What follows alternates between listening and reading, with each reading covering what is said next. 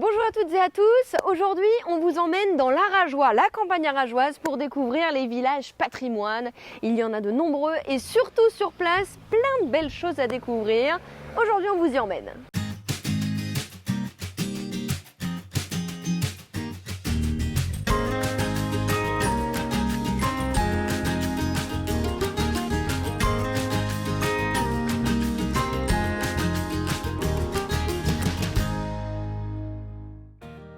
Profitons de notre été pour découvrir les villages patrimoine de l'Artois. Nous sommes en pleine campagne arageoise, les richesses patrimoniales touristiques sont omniprésentes.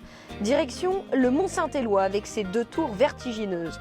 En vélo électrique, avec Charlotte, nous découvrirons quelques curiosités locales. Puis petite halte au restaurant La Table des Deux Tours, situé sur la Via Francigena. Place ensuite au tourisme de mémoire. Nous irons à Bullecourt découvrir le musée 1917, créé par deux agriculteurs collectionneurs. Découverte également du mémorial australien, le mémorial du Digger. Mais tout de suite, partons pour Hermaville, où Dominique nous attend. Elle nous fait découvrir le village, son église, ses porches, et il n'est pas impossible qu'on y déguste de bonnes fraises locales.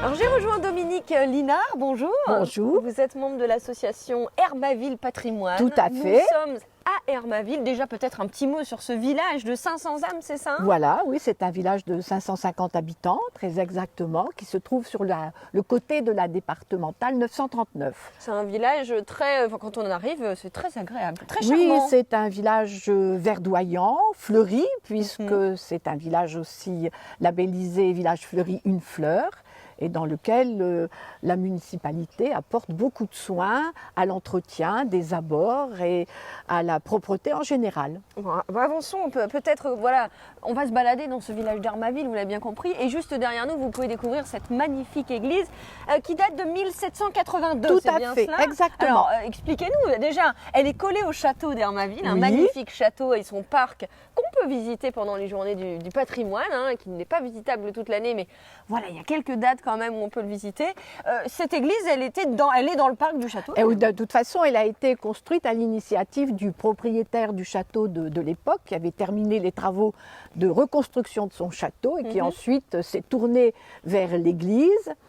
Et elle est précédée d'un clocher à flèches accrochées. Il y en a quelques-uns dans les environs, à Bar, Écoivre, Savy-Berlette par exemple.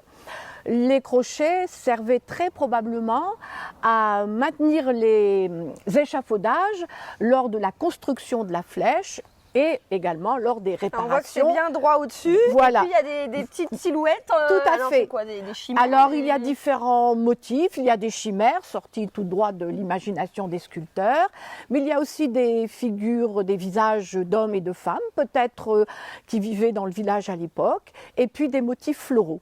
Des motifs floraux. Une église qui est ouverte, qui se veut ouverte. On peut venir la visiter 3 jours dans la semaine. Oui, voilà, c'est une église qui a intégré le réseau Église ouverte il y a maintenant 4 ans.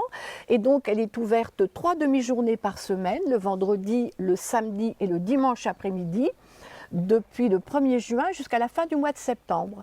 Et actuellement, nous accueillons une exposition qui a pour titre Le Bestiaire jusqu'au début du mois d'août. Donc voilà, des expositions à découvrir. Regardez, vous avez un petit guide qui vous permet de découvrir l'église comme il se doit. Église Saint-Georges d'Hermaville à découvrir. Et puis vous pouvez même venir avec les enfants, puisqu'en ce moment, il y a même un jeu, un bingo dans l'église, et puis un jeu sur les traces des animaux par rapport à l'exposition bestiaire. L'autre caractéristique du village d'Hermaville, ce sont ses porches. Je vous propose, Dominique, d'aller rejoindre Pierre Boutin. Voilà, qui nous attend pour une dégustation de fraises. En plus, parce qu'en plus d'avoir une ferme avec un magnifique porche, il est aussi producteur local. Allons-y. Allons-y.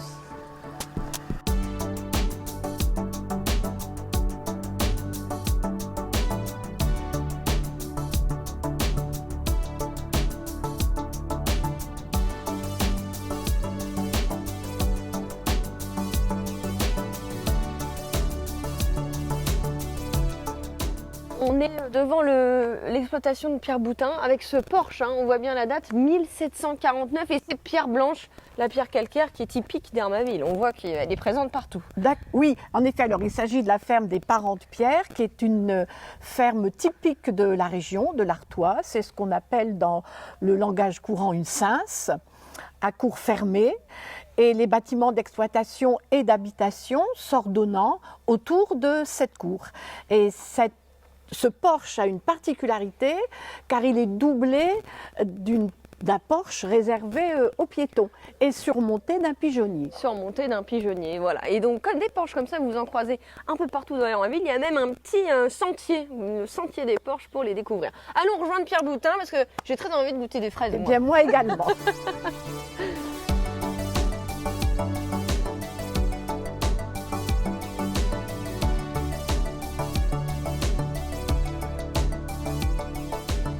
J'ai rejoint Pierre Boutin, bonjour. Bonjour. Vous êtes agriculteur, on est ici dans une autre genre de chapelle, vous l'appelez comme ça, hein, après l'église d'Hermaville, la chapelle de l'exploitation des Boutins, où évidemment vous faites pousser des fraises. Effectivement. Vous avez fait une reconversion, vous n'étiez pas forcément dans ce milieu-là. Avant j'étais dans l'industrie agroalimentaire, donc toujours dans le domaine de la nourriture quand même, mais effectivement il y a 3 ans j'ai rejoint mes parents sur l'exploitation familiale. Alors vous faites quoi? Des fraises, vous faites des œufs? J'essaye de faire des tomates cette année pour essayer pour et on démarrer. Essaye, on attend le soleil. Voilà, c'est ça.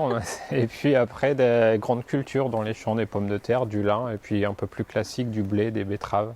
D'accord. Tout ça, vous le mettez en libre service, c'est-à-dire que les gens viennent se servir. Et alors vous avez misé complètement sur la confiance, c'est-à-dire que c'est les gens mettent l'argent dans une petite boîte. En gros, c'est ça. Entièrement confiance. C'est eux qui calculent le montant, les prix sont affichés, et puis ils mettent l'argent dans une boîte aux lettres. Est-ce que vous avez senti depuis les confinements, depuis cette crise sanitaire, que ça a le vent en poupe, les gens viennent chercher la production d'Hermaville, du coin? Effectivement, les gens cherchent et c'est vraiment à la mode la vente directe comme ça. Ouais. Bon. Alors moi j'ai très envie quand même de goûter une fraise. Allez-y. Je me permets. Hein. Alors vous avez de multiples variétés. C'est quoi cette variété? Celle-ci c'est de l'Annabelle. De l'Annabelle. Elles ont tout le temps des super noms les fraises. Alors est-ce qu'elle est bonne? C'est pas mal du tout, il n'y a même pas besoin de sucre, vous voyez. Là, l'idée, c'est que, alors, c'est pas du bio, mais vous essayez de faire le moins, évidemment, d'utiliser le moins possible de traitement. Pour ça, d'ailleurs, il y a des petits sachets, je précise, ces petits sachets qui permettent, du coup, c'est biologique, hein, c'est marqué dessus d'ailleurs, c'est ce qui évite des insectes, c'est ça? Oui, c'est ça, on fait des lâchers d'insectes, on utilise des huiles essentielles, tout ça pour éviter un maximum d'utiliser des armes chimiques. Bon, très bien. Donc à Hermaville, on a donc ce libre service où on trouve les fraises, on trouve des tomates qui attendent un petit peu le soleil mais qui seront très bonnes. Et puis aussi évidemment les œufs avec les poules qui soient en plein air le plus possible. Et qu'on ira voir tout à l'heure. Ouais, tout à fait. Merci beaucoup Pierre Boutin, merci aussi à Dominique qui est juste là derrière et qui va aussi se permettre de goûter une petite fraise, hein, Dominique. Hein, c'est parce que voilà, Hermaville, on se fait plaisir. Nous, on va prendre la route de Mont-Saint-Éloi, un autre village patrimoine au cœur de l'Artois. Vous le savez, tout l'été, on joue avec vous. Ce qu'on vous propose, c'est bien sûr, dans Vacances Hauts-de-France, de vous prendre en photo devant les plus beaux monuments et puis lieux insolites de notre région. Aujourd'hui, ce que je vous propose, c'est de prendre un petit selfie devant les 2 tours du Mont-Saint-Éloi. Vous aurez peut-être l'occasion de gagner pour 2 personnes la visite des Bauves d'Arras, mais aussi une activité nautique à la base nautique de Saint-Laurent-Blangy, du canoë, du rafting, du paddle, ce que vous voulez, de quoi bien s'amuser tout l'été. C'est bien simple. Vous prenez votre selfie, le plus beau selfie avec votre plus beau sourire devant les 2 tours du Mont-Saint-Éloi. Et voilà, bonne chance à vous tous et bel été.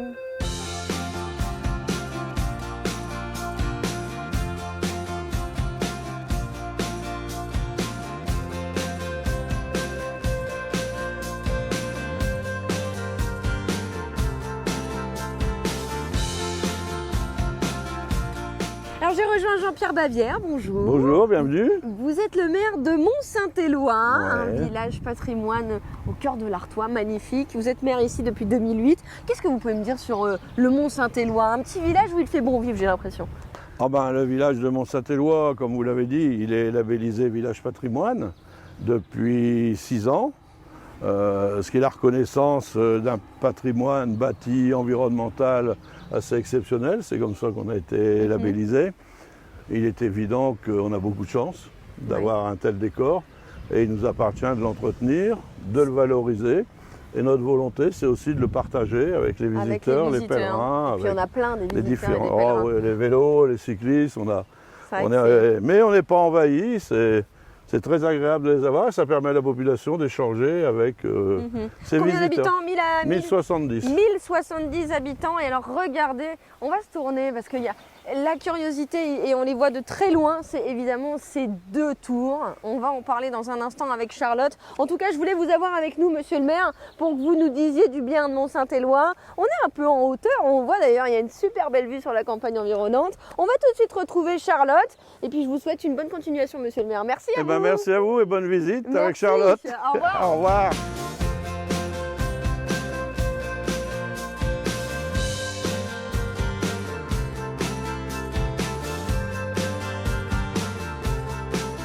Et j'ai rejoint Charlotte Évrard. Bonjour Charlotte. Bonjour. Vous êtes employée ici à la mairie de Mont-Saint-Éloi et c'est vous qui valorisez ce beau patrimoine. On est juste devant ces deux tours. Qu'est-ce que vous pouvez déjà me dire sur ces deux tours qui ne sont plus tout à fait en état mais qui sont quand même tout de même très très impressionnantes? Effectivement, alors là vous voyez, hein, elles font à peu près 44 mètres de haut.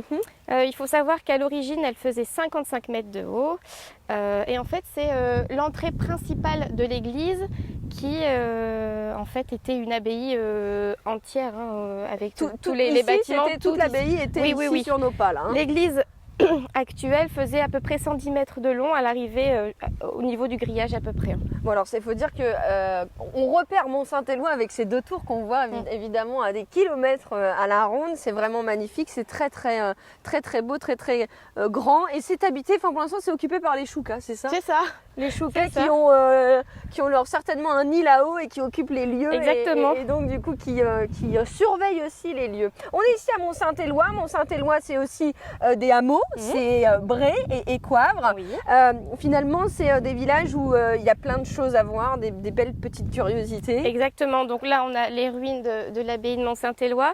Si on descend un petit peu sur le hameau des Coivres, vous allez découvrir des menhirs. Deux menhirs qui datent d'à peu près 4000 avant Jésus-Christ. Alors c'est les menhirs du diable, c'est ça? Alors, c'est quoi l'histoire? On appelle ça les... Alors ils ont plusieurs noms, hein, les pierres du diable, les demoiselles des Coivres ou les droites pierres. Donc en fait la légende c'était que la reine Brunehaut a conclu un pacte avec le diable.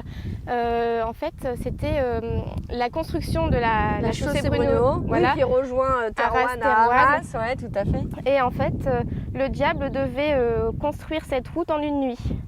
Et s'il réussissait, la reine Brunehaut donnait son âme au diable. C'était parti pour que marcher. Ça fonctionne. Hein, du coup, elle a rusé le diable, elle a réveillé le coq beaucoup plus tôt. Et de rage, il aurait jeté les deux pierres comme ça dans le champ, donc d'où les droites pierres ou les pierres du diable. Et donc les pierres du diable à découvrir dans les hameaux qui sont autour, le hameau des Coivres notamment. On peut découvrir d'ailleurs avec ce rallye touristique, regardez, et hop, il y a tout ce qu'il faut pour se balader et puis répondre à toutes les questions, parce que évidemment, qui dit rallye dit question.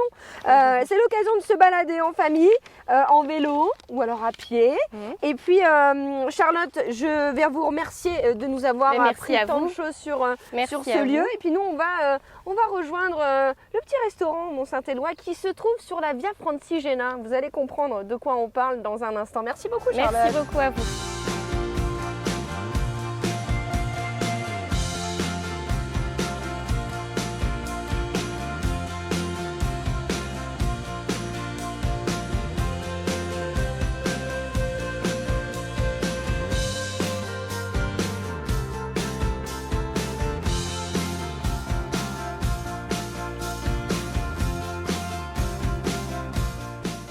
Et oui, La Via Francigena passe par le mont Saint-Éloi. Est-ce que vous connaissez ce sentier de randonnée qui va de Cantorbéry au départ jusqu'à Rome et qui traverse 90 communes du Pas-de-Calais, dont le mont Saint-Éloi? Élodie Contant, comment ça va? Ça va très bien.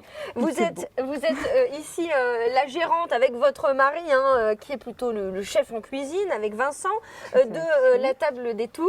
C'est Oui. un restaurant d'étape finalement. Ça veut dire que quand on a bien randonné, on vient chez vous. Qu'est-ce que vous proposez? Tout à fait. Alors pour les pèlerins de la Via Francigena, on propose l'assiette du pèlerin. C'est composé d'un plat régional, ceux qui choisissent, d'une boisson, d'un dessert. Et puis nous, on voulait vraiment s'inscrire là-dedans. Donc on leur propose un fruit pour l'après-midi. Parce que quand ils viennent chez nous, Petite collation, voilà, histoire de tenir c'est ça, le... jusqu'à Arras. Bah oui, parce c'est qu'il y a ça. encore de la route derrière.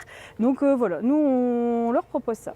Bon, c'est plutôt sympa. Il y en a souvent? Comment ça se passe? Oui, là en ce moment il y en avait beaucoup moins actuellement, mais là depuis quelques temps, depuis 3 semaines, ça reprend énormément et toute nationalité. Ici on a déjà eu Californiens, on a eu des Indiens, on a eu aussi des Chinois, des Japonais et les Japonais étaient très rigolos parce qu'ils sont arrivés ici à 10h du matin en disant on veut juste manger du fromage et boire du vin rouge. C'était maroilles et vins rouges, vous C'est voyez. Bon, alors évidemment, pour ceux qui ne se lancent pas dans de la randonnée, il y a évidemment tout un tas de plats très sympas et des produits locaux ici à déguster, puisque c'est vraiment ça. C'est les Oui. produits locaux et c'est très beau dans l'assiette. Il y a vraiment des Merci. belles choses. Alors en fait, on fait avec des produits de saison, avec nos partenaires locaux. Là, par exemple, en ce moment, on propose une entrée à base de tomes de chèvre qui vient de la chèvrerie d'Aix-Noulette. On propose une autre entrée avec des gros œufs qui viennent de la ferme de Souchet, du Cabaret Rouge. Enfin voilà, on est toujours avec nos primeurs du secteur, tout ça. Donc c'est pour ça que la carte évolue tous les mois. Oui. Parce qu'en fonction des produits de saison, on change la carte. Eh bien évidemment. Voilà. Et puis on peut boire une bonne bière pression de la page 24 évidemment, à consommer avec modération. Et même leur nouveau gin et leur whisky, vous voyez, en digestif, à consommer là avec beaucoup de modération. Merci beaucoup De rien. Élodie. Nous on a rendez-vous à Bulcourt, donc on va quitter le Mont Saint-Éloi, mais on continue à découvrir les villages patrimoine du Pas-de-Calais. Direction Bulcourt, on va parler de tourisme de mémoire. À bientôt Élodie. Merci. Bonne Au revoir. promenade, au revoir. Vous le savez, tout l'été, on joue avec vous. Ce qu'on vous propose, c'est bien sûr, dans Vacances Hauts-de-France, de vous prendre en photo devant les plus beaux monuments et puis lieux insolites de notre région. Aujourd'hui, ce que je vous propose, c'est de prendre un petit selfie devant les 2 tours du Mont Saint-Éloi. Vous aurez peut-être l'occasion de gagner pour 2 personnes la visite des Bauves d'Arras, mais aussi une activité nautique à la base nautique de Saint-Laurent-Blangy, du canoë, du rafting, du paddle, ce que vous voulez, de quoi bien s'amuser tout l'été. C'est bien simple. Vous prenez votre selfie, le plus beau selfie avec votre plus beau sourire devant les 2 tours du Mont Saint-Éloi. Et voilà, bonne chance à vous tous et bel été.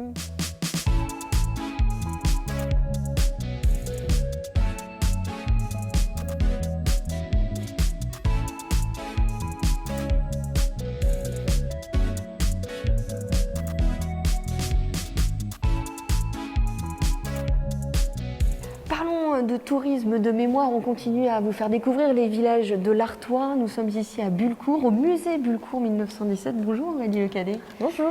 Vous êtes médiatrice culturelle ici au cœur de ce musée. Un musée qui a été créé à partir des pièces récoltées finalement au cours de la vie de Jean et de Denise Le Taille. Expliquez-nous, qui étaient Jean et Denise Le Taille? C'est un couple de cultivateurs qui vivaient sur la commune. Donc Jean était maire également. Et tout au long de sa vie, il va collecter avec l'aide d'autres cultivateurs les vestiges qu'on retrouve ici. Ils ont été tous, ils étaient installés comme ça finalement. En fait, il a récupéré des objets, il les a installés dans cette grange, dans cette magnifique grange, et vous avez gardé ce parti pris de les laisser tels qu'il les stockait finalement. Oui, exactement. C'est pour aussi montrer la violence des combats qui sont déroulés ici en avril et mai 1917. Voilà. Les sols regorgeaient de munitions, de pièces d'artillerie, et c'est pour montrer aussi toute la violence, toute cette montagne de fer, et montrer la violence de ce combat. C'est impressionnant, tous ces objets qui ont été collectés par monsieur et madame Le Taille, mais aussi par d'autres agriculteurs du coin, parce qu'on en récupère encore aujourd'hui. Juste rappeler, la bataille de Bulcourt, c'est en 1917, c'est 2 batailles en fait, et c'est des milliers de morts.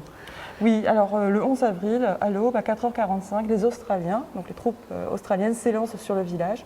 Une bataille très dure, âpre, énormément de pertes humaines en quelques heures. Voilà. Donc à midi, on dénombre 3000 pertes, à la fois les tués et les blessés, et 1200 soldats capturés par les Allemands. Et puis, quelques semaines plus tard, dans des conditions climatiques plutôt chaudes, parce que le 11 avril, il y avait de la neige, le 3 mai 1917, ils se lancent à l'attaque, une nouvelle fois, sur le secteur de Bullecourt. Et donc là encore, du coup, de durs combats et puis énormément de pertes humaines en tout. C'est combien de... Alors pour les Australiens, on compte 10 000 pertes militaires, donc ce sont à la fois les blessés, les tués et les portés disparus. Et puis on a aussi 8 000 Britanniques et on compterait presque 10 000 Allemands. D'accord, donc oui, en effet, de grosses pertes humaines. On y découvre évidemment dans ce musée donc, les objets récoltés dans la terre par monsieur et madame Le Taille. On y découvre aussi toute une collection parce que ce monsieur était aussi un collectionneur. Donc il allait aussi acheter finalement des objets parlants de cette guerre. En fait, oui, finalement. tout à fait. Donc c'est un passionné. Donc il parcourait les brocantes, donc les douilles sculptées, décorées, ses souvenirs de guerre qui avaient été réalisés aussi après-guerre. Donc oui, il achetait énormément. Et puis la collection s'est aussi dotée de superbes pièces, notamment l'uniforme australien qu'on a qui est visible dans l'une des vitrines du musée, qui est un don du musée de la guerre australien à Canberra. Voilà, donc tout ça est venu enrichir cette belle collection. On comprend que évidemment les Australiens viennent assez souvent dans ce musée, et les Britanniques également. Ils viennent peut-être quand la tombe existe, voir leurs soldats tomber et puis même peut-être découvrir aussi l'histoire. Oui, alors ils viennent en pèlerinage. Voilà, c'est vraiment un pèlerinage. Ça arrive effectivement qu'il n'y a pas de tombe connue. Donc il y a un lieu, il y a un site sur le secteur. Ils passent au mémorial australien, ils passent à la petite croix aux disparus. Et puis ils vont également venir ici parce qu'on a dans ce musée la liste des noms des plus de 4000 noms soldats australiens et britanniques tombés, qui défilent effectivement sur un des murs du musée. Donc c'est aussi un lieu de pèlerinage. Il y a un mémorial ici australien, le mémorial du Digger. Vous m'avez proposé d'y aller. On y va, Aurélie, on va aller voir ce magnifique mémorial. Tout de suite, mémorial australien ici à Bullecourt. Allons-y.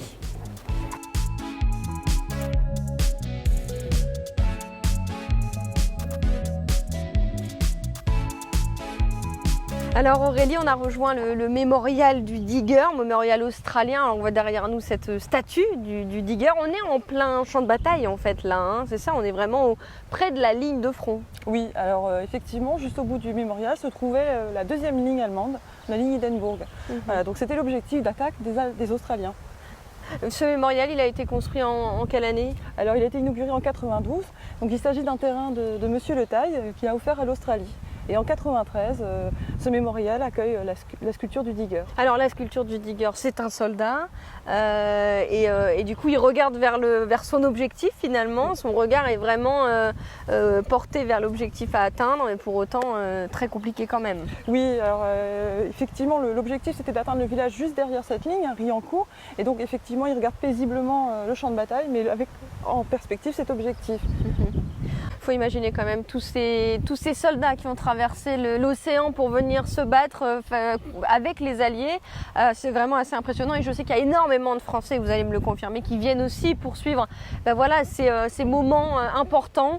Venez ici au mémorial du Digger à Bullecourt et visitez le musée Bullecourt créé par Jean et Daniel Le Taille. Merci beaucoup Aurélie de cette visite.